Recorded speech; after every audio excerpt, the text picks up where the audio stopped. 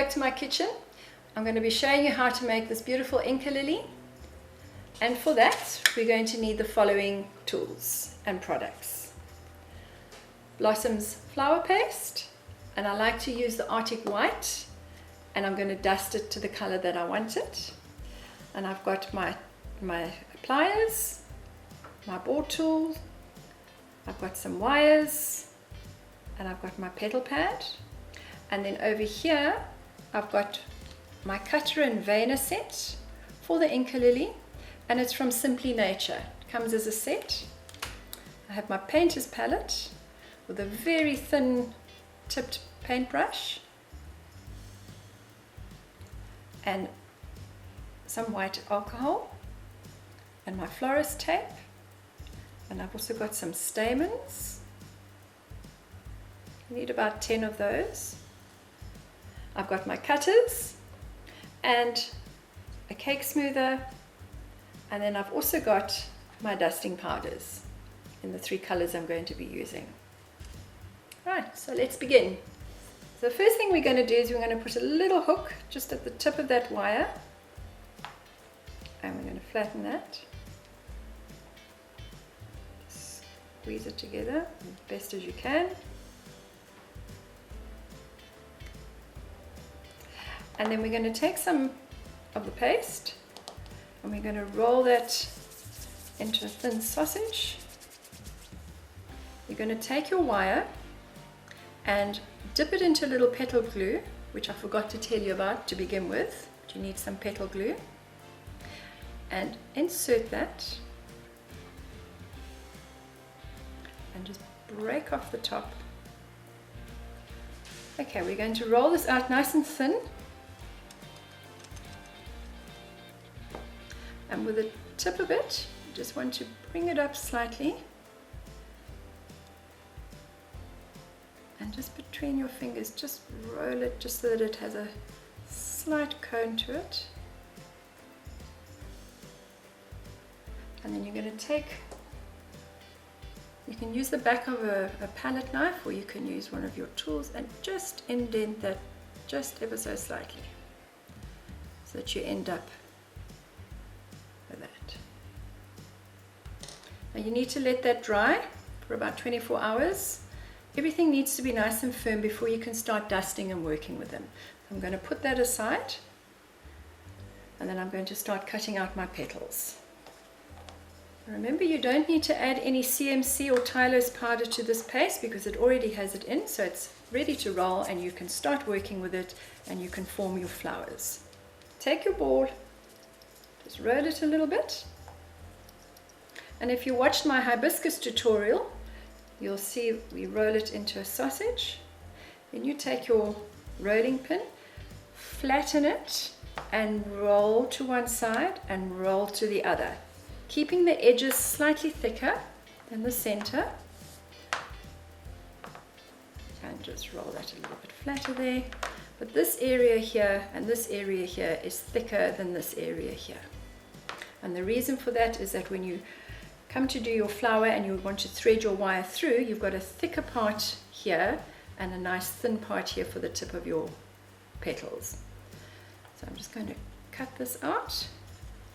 Now you want to have 3 of these and 3 of these. And remember, cut a few extra because you may just need them when you come to put your flower together in case one breaks or one is not quite the right shape. So you want to cut 3 of these.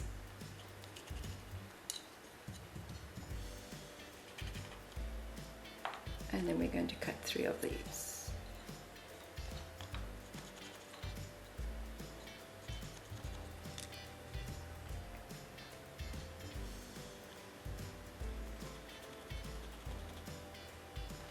Okay. If your paste is sticking to your hands, you can just pat them with a little bit of cornflour just to stop that stickiness. You take your wire, put it into your petal glue, wipe off the excess, and insert that into the middle of the petal until about halfway up. Then you're going to take your veiner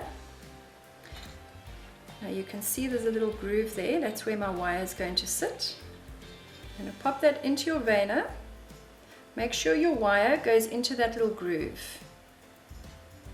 And you take the top of your veiner, place it on top, and push. Carefully remove it. And there's your petal beautifully veined. But first we need to just bore tool around the edges.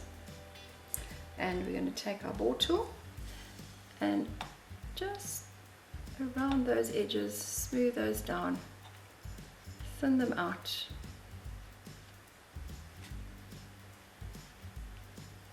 There we go. And the same with the hibiscus flower. It also needs to lie at an angle, so it needs to dry like that. Now that's the underneath, that's the top.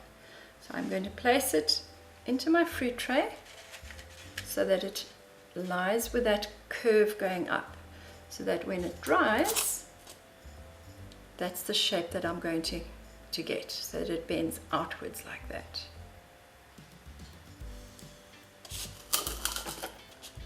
Right, let's do the others. With the narrow petals, I just like to widen them just a little bit, and then I go around the edges. Just widen it just above where your wire is sitting.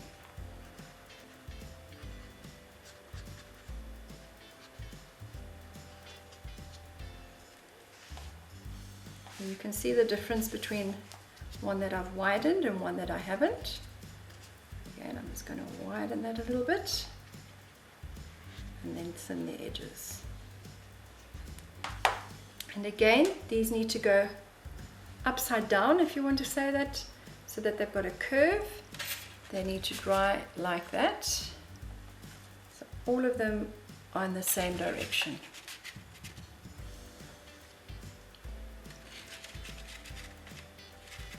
There we go.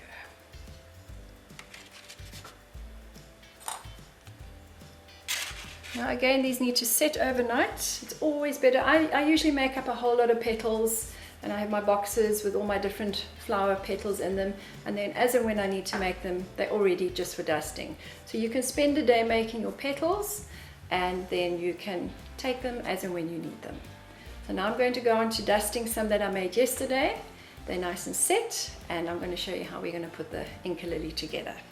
It's always a good idea to have an actual flower or a picture of one in front of you when you're busy working with them. These are out of my garden, and these are just to give me an idea of how to place the petals and coloration as well. You can see this one here is a very, very white one, and I dusted one a very similar sort of tone, but just adding a little bit more pink to it. I'm going to start off with the center stamen, and I'm going to be doing the orange one. So you can see the centerpiece here. It's got orange and then a bit of yellow on it. So I'm going to start off at the bottom of the stamen, just with dusting a little bit of orange. And then I'm going to put some of the yellow on it.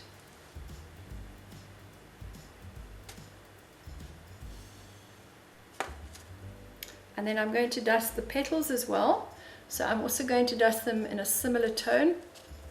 We're going to start off with these narrower ones, which are the ones that go in the center, and then the fatter ones go on the outside. But I'm going to start off with the orange.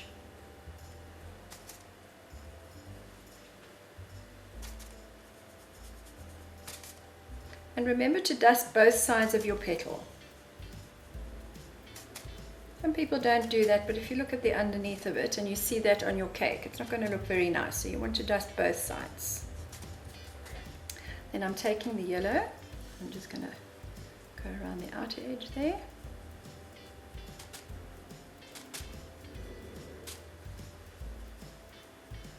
Okay, now I'm just going to take a little bit of the red powder. You'd want just a touch of that. I've got it around the tips of the petals. So I'm literally just going to dust that around the tip.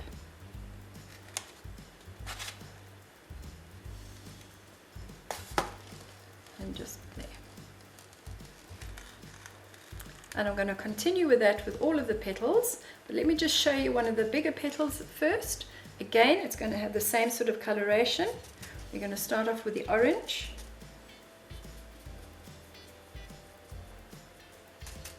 Both sides.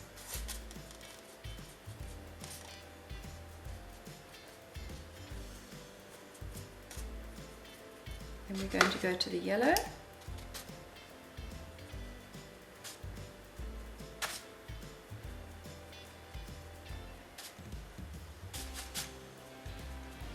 Back and front. And then we're going to touch it with that little bit of red around the edges.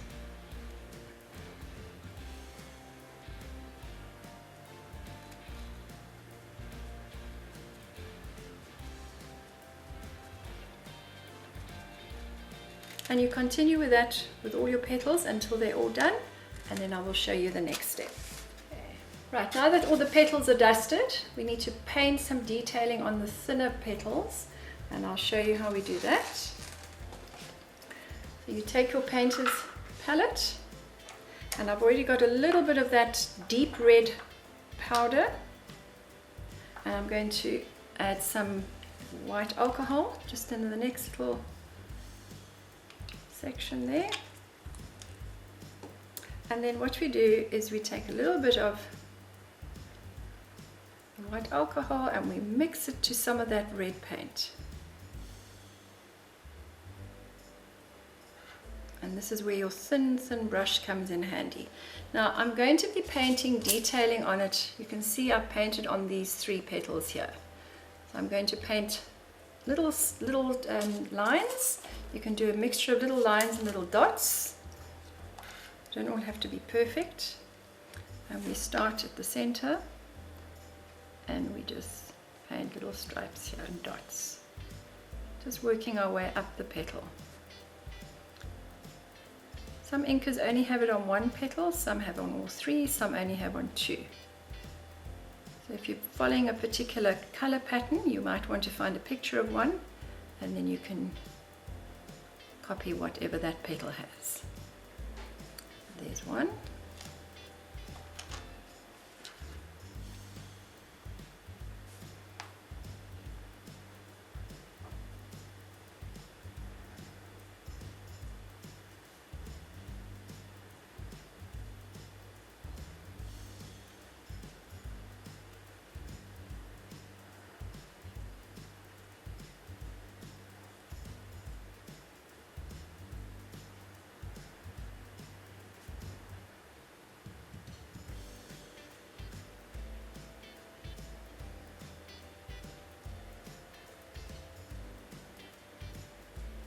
Right, now we're ready to put the flower together. Right, now we're going to put it together, and what you need are your little stamens, and you want that center stamen that we made earlier, and we're just going to pop that sort of in the middle of the bunch. I'm going to take a piece of Florist tape, remember to pull it to activate it, and then you're going to wind that around the whole lot.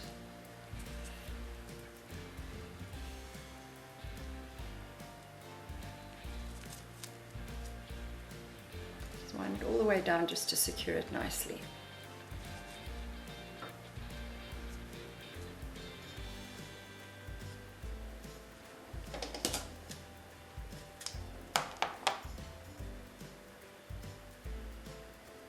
Right, so there's your centerpiece. Now what you're going to do now is you're going to take one of your thinner petals, take your pliers and bend it and place it against there. Take a piece of Florist tape, pull it and secure that petal. So your center petals, you're going to have 2 there and a 1 at the top so that you can fit your bigger petals in between. So we're first going to wire these 3 together, then we're going to do the bigger petals on the outside. So you take that second petal, bend it slightly and place it there. not right up against that one, but just to give it a little bit of a gap there, and secure it with your tape. Sometimes they have a mind of their own. Right, and we're going to secure that there.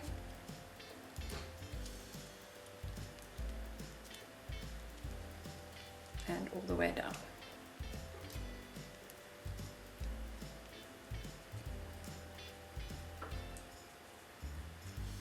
And then just reposition. There we go.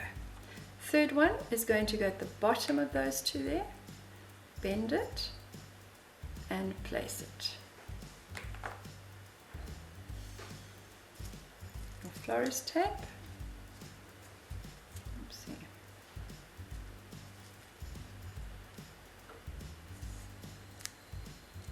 And secure it.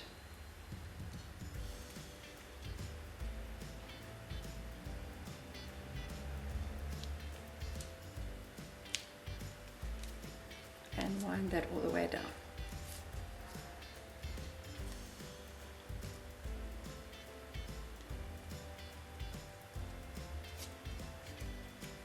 Okay, so now that's the beginning of the flower. Now we're going to add in the other petals. Again, bend it and place it. You can adjust the petals slightly afterwards if they're not quite where you want them to be.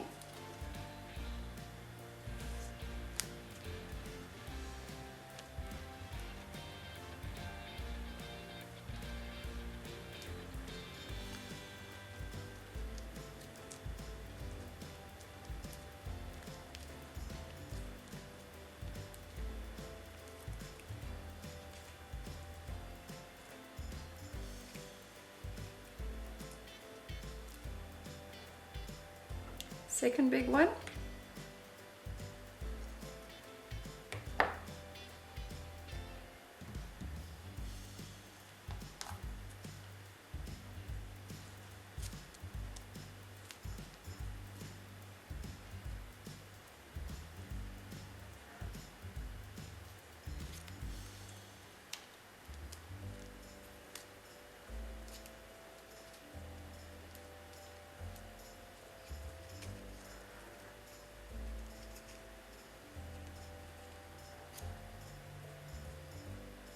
And the last one.